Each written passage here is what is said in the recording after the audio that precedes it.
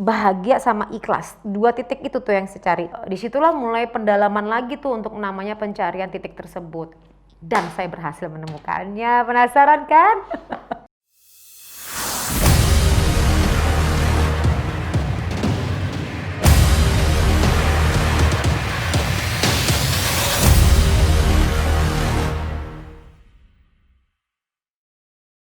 Halo, selamat datang di Sam Story, channel yang menghadirkan kisah-kisah sukses inspiratif. Kali ini, Sam Story berkesempatan untuk mewawancari seorang yang expert banget di bidangnya. Dia adalah seorang pengusaha, terus juga psikolog, motivator, dan juga micro expression expert. Dia adalah Ibu Poppy Amelia. Penasaran dengan kisah inspiratifnya? Tonton video ini sampai habis ya. Ya, nama saya Poppy Amelia. Saya founder dari Yayasan Amanah Kamome, yaitu yayasan untuk anak berkebutuhan khusus yang ada di Aceh. Yang kedua, saya direktur dari Lembaga Biro Psikologi Psikodinamika. Ya, saya juga founder dan juga owner. Kemudian juga saya punya Cinta Kreasi PT, itu juga event organizer. Kemudian saya juga pimpinan dari Poppy Training Center, ini yang baru nih, yang upgrade. Saya bikin training center atas nama Poppy Amelia gitu loh. Kemudian juga saya ada bisnis juga, saya punya Urban Health, itu diet catering. Iya benar, saya entrepreneur banget kalau dibilangin orang kesannya kan dia kayak profesional. No, saya entrepreneur banget. Jadi kenapa? Karena saya harus berpikir bagaimana passive income itu harus masuk setiap hari, not even saya nggak ngapa-ngapa juga harus masuk uang gitu loh. Bukan apa-apa, karena saya perlu uang banyak untuk bisa bantu orang. Karena saya punya yayasan, jadi saya nggak boleh miskin. Maaf banget nggak boleh miskin, saya harus kaya. Kenapa saya jadi psikolog? Sebenarnya saya latar belakang saya itu kan pramugari, nggak ada hubungannya ya kan. Jadi dulu tuh saya hobi belajar, seneng banget baca. Jadi buku saya kalau di rumah saya tuh banyak banget, isi hidup saya hanya baca aja. Kalau pramugari kan di rata-rata tuh terbang have fun aja ya. Kalau saya tuh baca buku. Jadi kalau terbang bukunya banyak, mau aja saya baca buku. Ntar kerja lagi tuh baca buku lagi. Saya haus banget sama ilmu sains. Lama-lama mulai bergerak dari sains itu, saya mulai bergerak ke manusia. Saya senang banget tuh kalau ada yang komplain lagi zaman terbang ya. Kenapa? Karena saya bisa berlatih komunikasi saya. Emang agak freak ya di situ saya, tapi justru kalau teman saya udah ketakutan, sini biar gue aja deh gitu loh. Kenapa? Karena kemampuan kosakata kita yang banyak itu bisa terlatih di situ gitu loh. Nah, itu cikal bakal saya akhirnya mempelajari komunikasi secara persuasif. Akhirnya saya jadi expert di bidang komunikasi. Terus saya tuh pencarian yang parah, jadi akhirnya pencarian akan sesuatu hal yang parah, kemudian saya teliti. Nah, karena pencarian gitu akhirnya saya nggak mempelajari nggak cuma satu kampus, akhirnya saya kuliah di beberapa kampus dalam saat yang bersamaan, plus pakai baju seragam. Jadi saya ngambil bisnis advance-nya juga, saya ngambil psikologinya juga. Kuliahnya banyak gitu, tapi lulus juga sih. Apa yang saya cari sebenarnya kalau dipahamin gitu, sebenarnya kenapa saya kuliah, kenapa saya belajar, saya cari kebahagiaan. Saya mencari di mana titik bahagia. That's it. Jadi karena saya mencari titik bahagia, akhirnya saya mencari titik ikhlas. Jadi bahagia sama ikhlas, 2 titik itu tuh yang saya cari. Di mana sih titik ikhlas? Ikhlas itu artinya letting go, kamu tuh nggak berpikir atas diri kamu. Jadi kamu nggak memikirkan apapun, tapi kamu bisa melepaskan. Ibaratnya kamu nggak berpikir tentang harta kamu nggak berpikir tentang nafas kamu nggak berpikir apapun. Nah, aku cari titiknya di mana? Karena menurut aku kalau orang udah punya itu, dia akan dikasih lebih. Akhirnya pencarian saya yang begitu dalam dan sangat luar biasa membuat saya mempelajari psikologi. Kemudian akhirnya saya berada di Aceh. Nah, di Aceh itu disitulah mulai pendalaman lagi tuh untuk namanya pencarian titik tersebut. Dan saya berhasil menemukannya. Penasaran kan?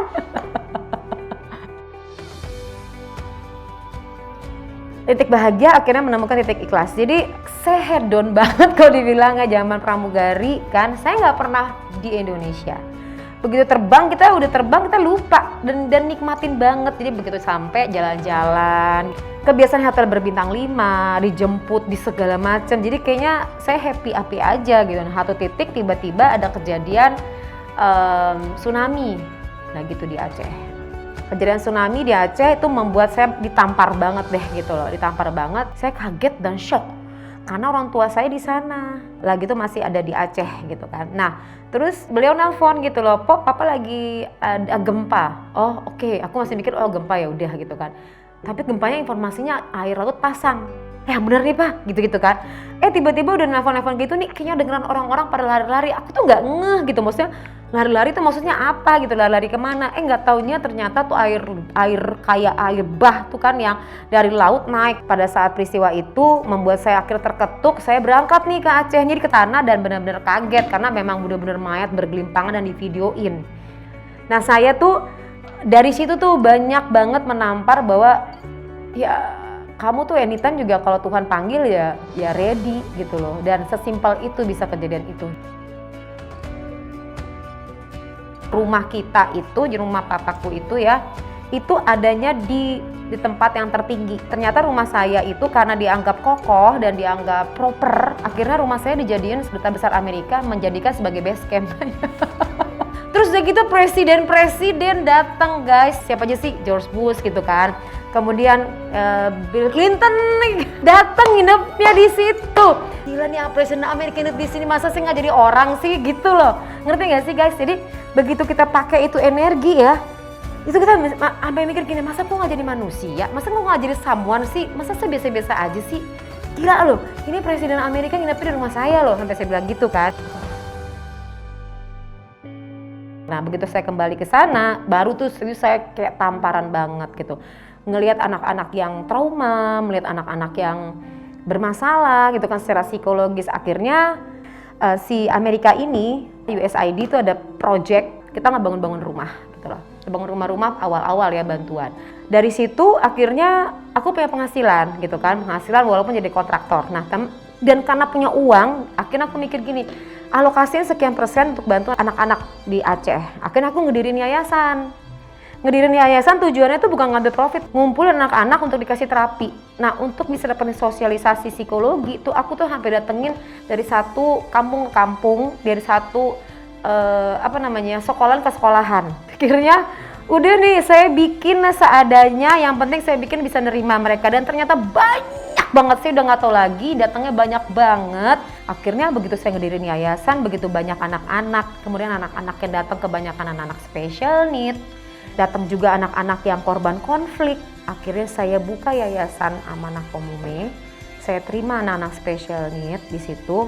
Saya terima orang-orang latar belakang TNI, polisi, duduk di situ bicara tentang pendidikan. Saya bikin TK, saya nggak peduli tuh orang mau bayar berapa, saya bikin sebaik-baiknya TK itu.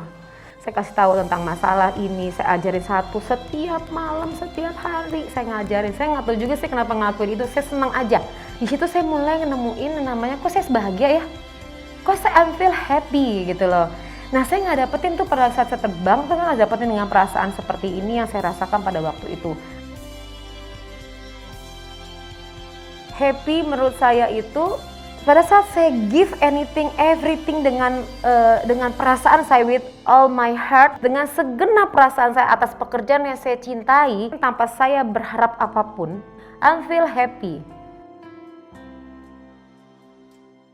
Nah, terus pada saat saya ngasih anak ini perubahan-perubahan, kok saya bahagia? Di mana ada sebuah peristiwa, ada seorang ibu, saya bingung nih, ada anak dikasih, anak special need, udah datang, udah matanya mengalami masalah, jalannya lumpuh, ibunya nganterin ke saya, "Kak, lakuin sesuatu dong Kak, saya ini bukan tabib, saya ini bukannya dukun, Kak, semua orang bilang kalau dibawa ke tempat kakak, anaknya pasti mengalami progresif." Coba bayangin aja, orang tuh hampir se-Aceh ngomong kayak begitu. Akhirnya saya cuma mikir nih, ini anak diapain ya? Saya belajar mijit, saya belajar, akhirnya saya ngedalamin lagi tentang anak spesial nih, saya belajar detox, saya belajar semua ilmu-ilmu. Udah bener-bener deh udah kayak herbal alami. Tapi herannya, begitu saya ngajarin, saya pijit anaknya. Tapi kalau pijit biasa aja nggak dapat apa-apa. Tapi kalau pijit sambil saya ngomong dengan kakinya, saya ngomong nih, kaki ini akan menjadi kuat. Kita melihat anaknya, kamu tahu nggak, kamu tuh anak hebat, dengan kata-kata yang positif ya semuanya ya. Saya pijitin, terus saya minta ibunya berdoa sama Tuhan, nggak berhenti. Sama dia harus mengikhlaskan apa yang terjadi, jadi dia harus saya kembali semua kepadamu Tuhan gitu loh. Nah sambil saya pijitin kakinya, anaknya bisa jalan, itu awal amazing buat saya. Terus ibunya sampai videoin, sampai bilang gini, kakak apain sih? Tapi saya nggak ada guru-guru ya, saya ajarin guru-guru, kakak apain? Saya akhirnya nemuin sesuatu. Pada saat kamu melakukan sesuatu dengan perasaan tanpa berharap apapun, di situ banyak keajaiban. Saya akhirnya menemukan, oke, kayaknya saya nemuin sesuatu nih. The more you give, the more you get. Kedua, aku bahagia saat membuat orang lain berubah. Aku bahagia pada saat aku bisa memberi. Bicara mengenai keikhlasan tuh bisa saya dapetin, ikhlas itu pencariannya adalah pada saat orang tidak berpikir nafasnya lagi. Pada saat kamu tidak memiliki kemelekatan terhadap sesuatu hal, disitulah kamu sudah letting go. Kata lainnya adalah ikhlas. Kak, aku pengen dengerin anak aku manggil aku mama, aku pengen banget. Orang lain pengen anaknya juara, aku enggak. Aku cuma pengen anakku manggil aku mama. Kak, kapan? Saat kamu melepaskan bahwa itu bukan milikmu dan kamu menerima takdirmu, menerima semuanya. Nah akhirnya ibunya mulai menerima anaknya pada saat dia bicara sama Tuhan, Tuhan saya mengembalikan segala sesuatu kepadamu dan saya menerima semua takdirmu. Saya menyayangi anakku. Anaknya bangun lagi tidur manggil, mama. Prinsip yang dipegang adalah the more you give, the more you get. Aku bisa ngejelasin secara sains, the more you give, the more you get. Gini loh, segala sesuatu di alam semesta ini adalah energi. Meja ini kalau diuraikan adalah energi. Dia adalah ion, ion itu adalah kuantum, kuantum adalah energi. Saya manusia, sebenarnya kalau saya diuraikan adalah saya sel. Sel itu kalau diuraikan adalah energi. Jadi benda adalah energi, saya adalah energi. Jadi begitu kita sebagai energi kita makin banyak memberi buat orang lain, kita menerima. Kalau segala sesuatu di alam semesta itu apapun yang ditanam pasti dipetik. Makanya the more you give, the more you get. Pada saat kamu give, kamu harus merasa lebih. Begitu kamu merasa lebih, maka alam semesta akan mengkalkulasi dia memiliki kelebihan, maka dia dikasih lebih. Begitu kamu bisa memberi kepada orang, di situ berdoa. Kamu gak bakalan doa kamu dijawab sebelum kamu bisa menjadi bagian dari doa, jawaban doa orang tersebut. Jadi setiap hari kamu harus berbagi, kamu harus ngelakuin sesuatu untuk perubahan orang banyak. Jadi intinya adalah pada saat kamu memberi, kamu menerima. Udah itu poinnya gitu aja deh. Kalau kamu misalnya punya duit, kamu kasih dulu ke orang. Pasti kamu menerima. Kamu pengen dapat ilmu, kamu ngasih, kamu dapat lagi ilmu ntar gitu. Oke, hidup saya adalah ibadah gitu kan. Saya ngelakuin sesuatu adalah ibadah. Jadi saya berpikir Tuhan ngasih sesuatu buat saya dengan segala macam the bestnya. Berarti saya juga harus memberikan segala macam the bestnya. Pada saat saya ngasih yang terbaik itu, maka kita akan mendapatkan hal yang respon yang positif. Tapi untuk terbaik itu saya harus berpikir saingan saya banyak, ya.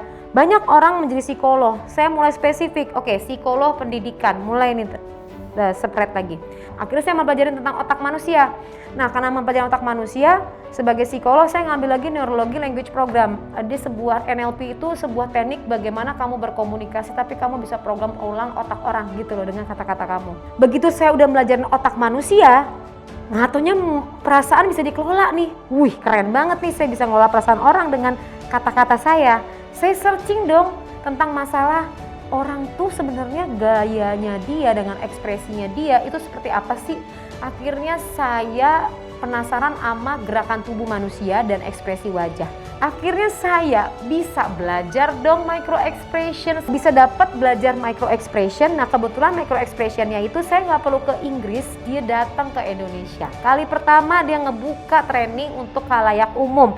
Akhirnya saya ngedalemin, saya pelajarin dan si Paul Ekman itu ngajar nih di sini di Indonesia. Ada beberapa orang yang belajar di situ, cuman terbatas, kalangan terbatas. Nah setelah saya mempelajari micro expression, akhirnya saya jadi berarti kan saya seorang psikolog, spesialis pendidikan, kemudian saya mempelajari otak manusia. Kemudian saya juga memprogram ulang otak manusia dan kemudian saya mempelajari pikiran manusia gitu kan, spesifik. Nah begitu kamu menjadi spesifik, kamu nggak ada saingan. Tapi begitu saya dapetin ilmu apa? Saya punya tanggung jawab terhadap sosial gitu loh. Jadi saya mau mengedukasi masyarakat. Makanya saya menjadi motivator. Kenapa motivator? Karena saya bisa memotivasi orang yang terpuruk bisa bangkit.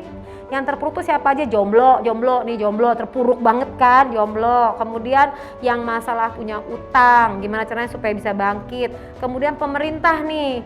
Makanya saya ada di pemerintahan, bukan nggak saya ngapa-ngapain pemerintahan, enggak, saya mengedukasi, memotivasi, memprogram kembali. Makanya saya ada di Kementerian Keuangan, saya ada di Kementerian Perhubungan, saya ada di kementerian-kementerian lah untuk ngasih motivasi dan lain-lain. Dengan saya mendidik orang, itu dapat ilmu yang berguna untuk orang lain. Kemudian saya kan kerja adalah ibadah, dan responsibility ini bisa saya jalanin terus sebagai legacy buat saya, sebagai tanda bahwa saya pernah ada di dunia ini, sebagai tanda bahwa saya melakukan sesuatu untuk negara saya. Waktu itu bisa berjalan terus tapi terhenti bisa dihentikan dengan adanya karya. Maka saya bikin buku itu juga bukan buat saya guys, jadi kalau ada saya nerbitin beberapa buku, uangnya total untuk anak-anak special need gitu loh, karena mereka butuh biaya. Makanya saya selalu berpikir saya harus kaya banget sekaya-kayanya, karena banyak banget orang di luar sana harus dibantu gitu. Nah ini untuk generasi muda, kamu tuh untuk kalian nih guys ya, isi waktu kamu untuk ngelakuin sesuatu yang positif. Kedua, masih muda, coba kamu ngelihat semua peluang. Kalau kamu punya mimpi, lakuin. Jangan disimpan di otak.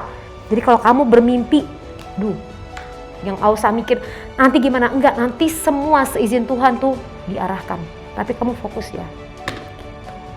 Sama tuh lagi, orang luar sana banyak yang males. Jadi kamu rajin, kamu tidak tergantikan. Be profesional di bidangmu. Itu aja udah. Hai, saya Poppy Amalia. Kamu akan pernah bisa mengubah nasib kamu sebelum kamu mengubah pemikiran kamu. Tapi pemikiran manusia yang di otak ini sangat dikendalikan oleh perasaan kamu.